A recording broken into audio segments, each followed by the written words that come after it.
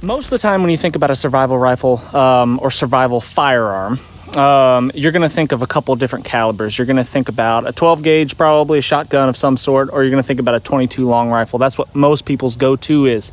And I have done the 12 gauge option, and it looks something like this. This is an H&R single shot 12 gauge that I have hacked the barrel off and put a new bead sight on it. And now it's got about a 22 inch barrel as opposed to the 28 that it had before. So I've shortened it significantly, added a small 1 inch piece of webbing sling on there. So it's very simple. And I've also put a synthetic stock on there, aftermarket synthetic stock. So and then slapped some paint on it. So it's kind of impervious to the elements now, or at least a little bit more. And I like this setup a lot. And if I was going to pick a firearm to take into the woods that was almost guaranteed to get me some small game, if not big game, it would be a shotgun, because I've hunted a lot. I've hunted my entire life. I've hunted with a bow. I've hunted with 22s. I've hunted with shotguns for small game. And by far the most productive that I've been has been with a shotgun, especially with squirrels, things up in the trees, arboreal type creatures, if that's the word that I'm looking for.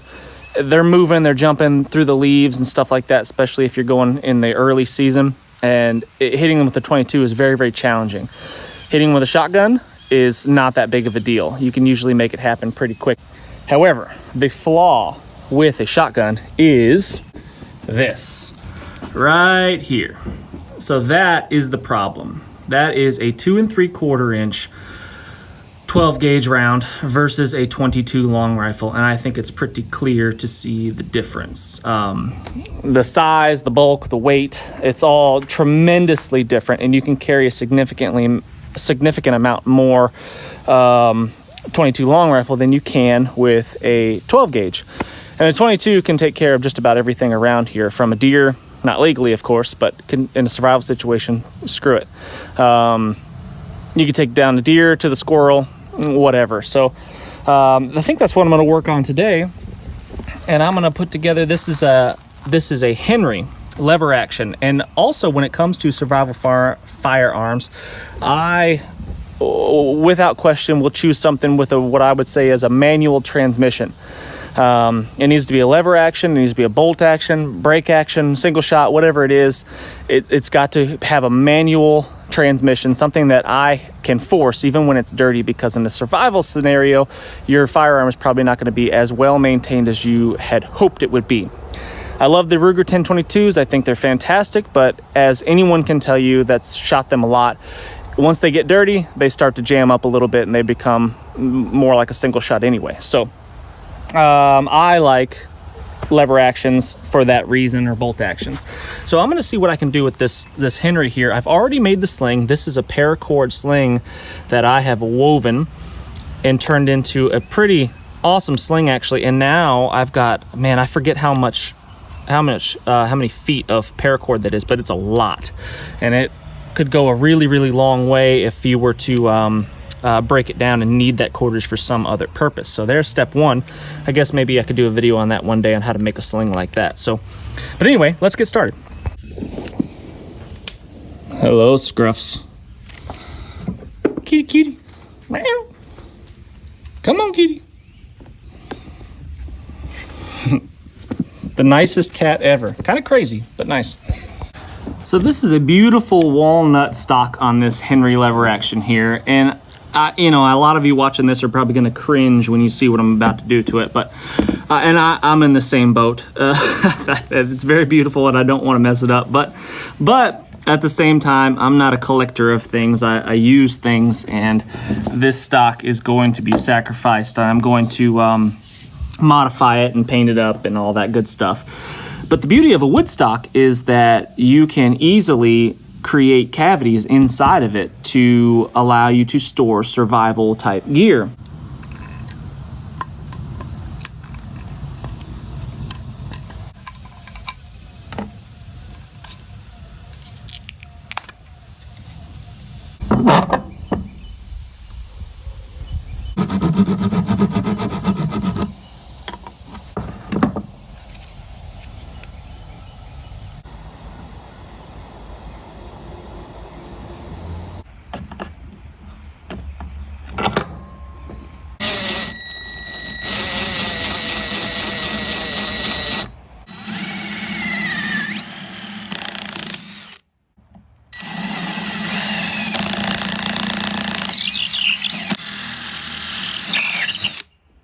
So I'm gonna see if I can get this compass on here. I just gotta make sure, I'm pretty positive there's no metal anywhere on this stock, with the exception of that.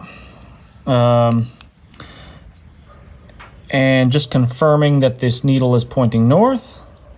It is.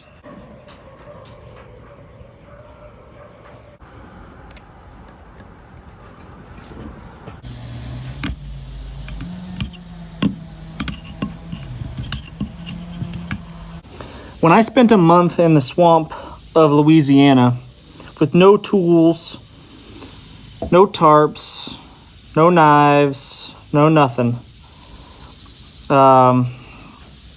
Rick Spicer and I had a lot of time to think about things, and we both came to the conclusion that in that long-term scenario, that long-term survival situation, there's one thing that we would take with us if we could pick anything.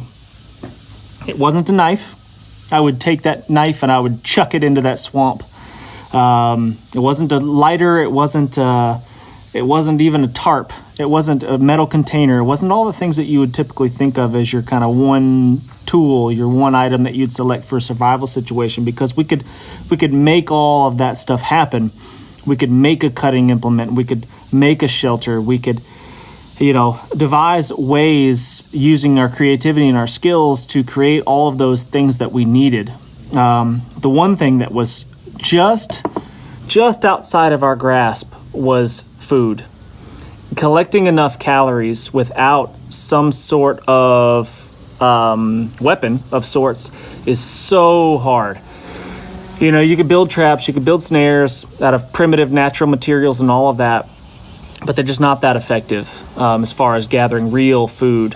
If I had something like this rifle, we both agreed if we could take one thing, it would be either a .22 long rifle with as much ammo as we could carry, or a 12 gauge. So while you're just sitting there, guys, watching me piddle away at this, make sure you hit the thumbs up and subscribe if you haven't done so already. And leave us a comment. Today's comment is 22 or 12 gauge. There's no outliers. You can pick one of those. That's all you get. You get two choices. 22 or 12 gauge. And why? That's the biggie. Why would you pick one over the other?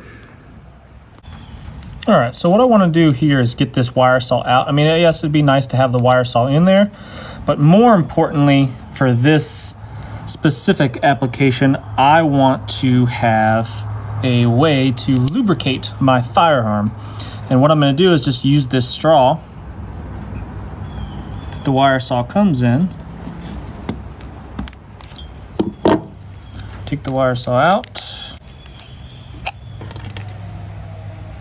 Make sure there's no holes in the tube, because it did have a saw in it, of course. This is just some 3-in-1 multi-purpose oil, but works fine on a lever action. And I'm going to fill this up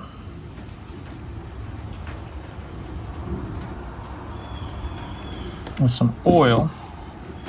And that is more than enough oil right there to keep the gun operational for a long time.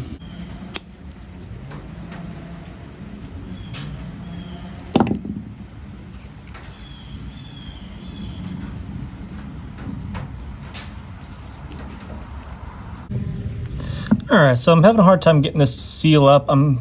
Almost certainly it's because I've got oil on the inside of the straw there, and it's not allowing it to seal very well, but that's okay. I've got plan B. I'm going to take a couple of pins, maybe something like this pin here, and then I stole this from my daughters. Don't tell them, whatever you do. And I think what I'm going to do is try to make myself a small little capsule.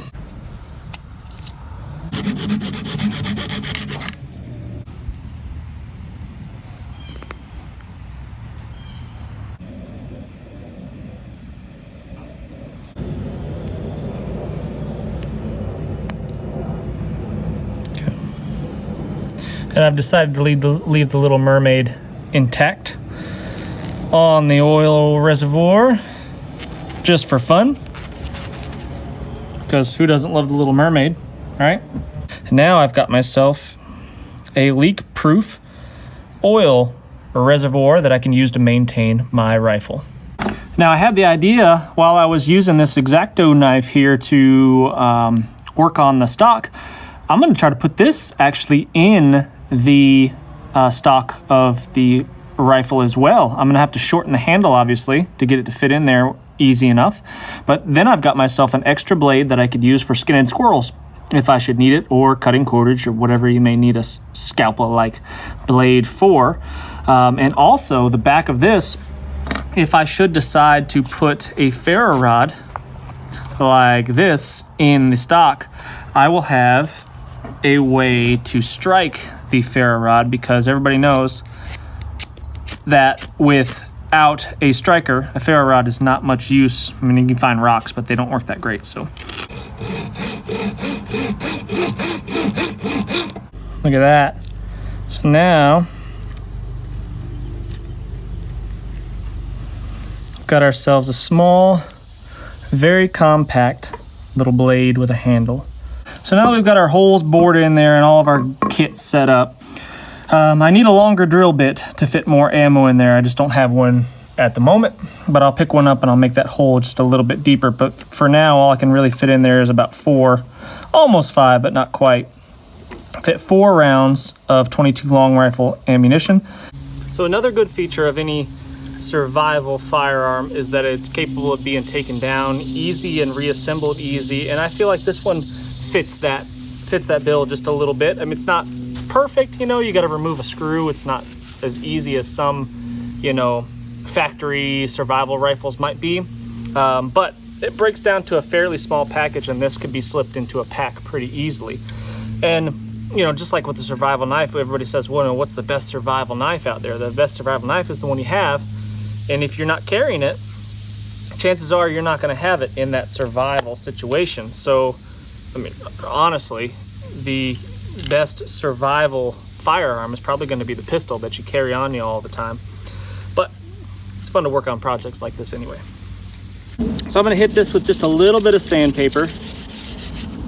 This is probably like 220 grit, something like that. Something like that. Just very lightly, just to rough the surface up a little bit so the paint will adhere just a little better.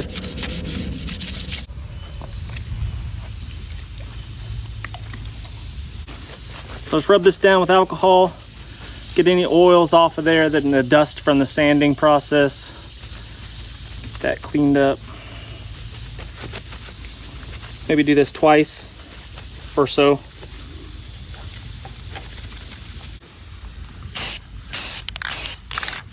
All of you wood stock, walnut stock lovers out there cringing at the moment.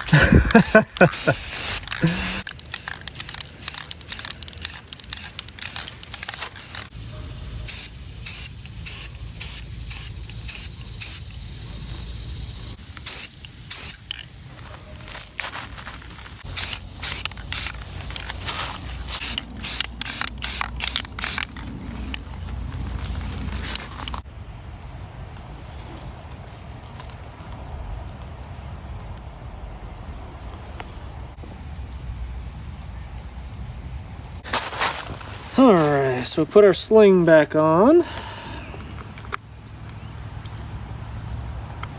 This is Savannah. She is my new cat. She is our barn cat. She kills rats and mice. Alright, so we've made a couple of modifications. I'll show you what we've loaded up in here completely here in a second. But my good buddy Jason came over. He's the one holding the camera right now. Hey y'all. And he had an amazing idea. So what if you don't have a multi-tool in your pocket? How are you going to access all this stuff in the rifle? Chances are I'm going to have a multi-tool, but what if you don't? What if I wear a hole in my pocket and it falls out or something? Who knows?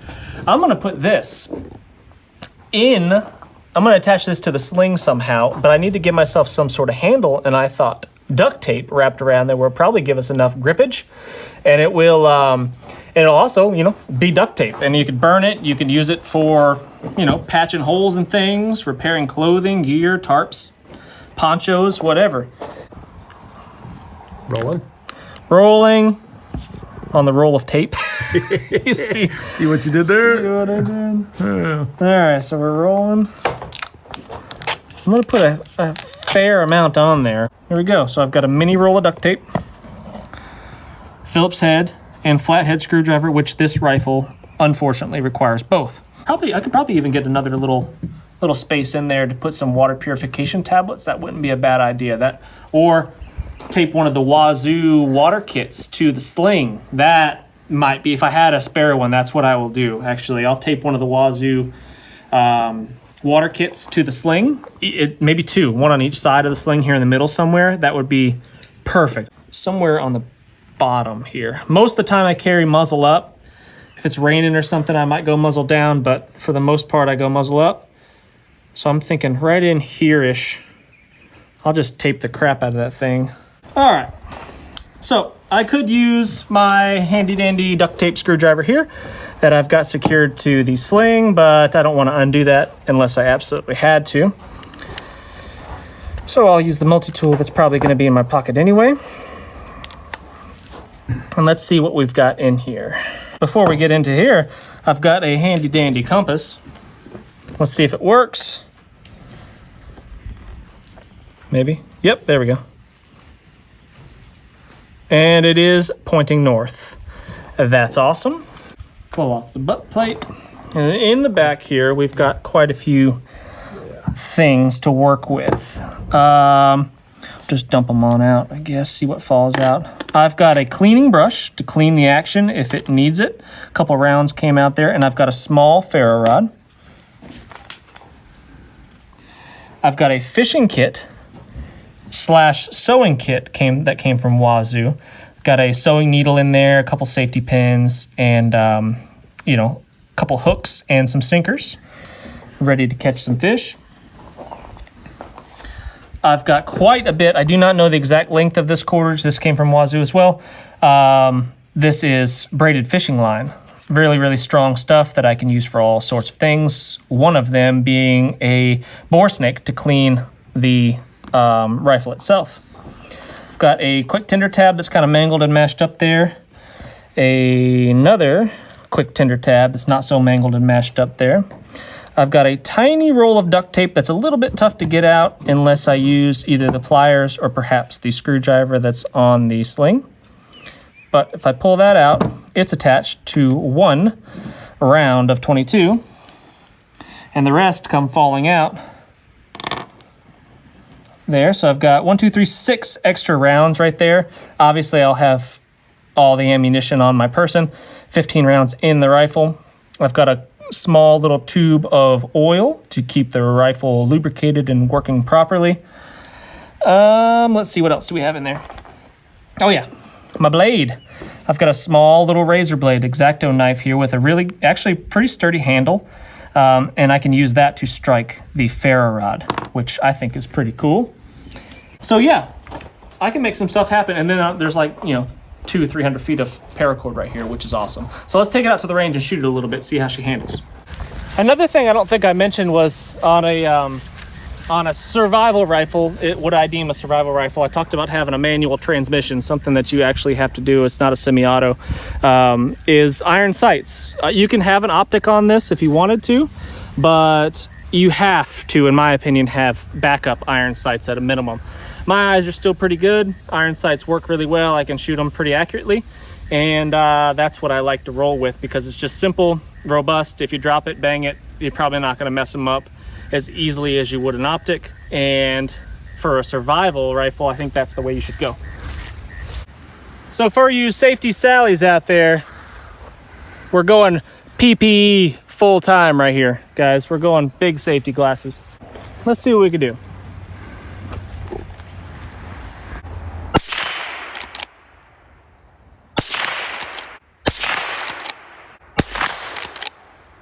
All right, guys, thanks so much for watching. Make sure you hit that thumbs up, subscribe if you haven't done so already, and we'll see you on the next video.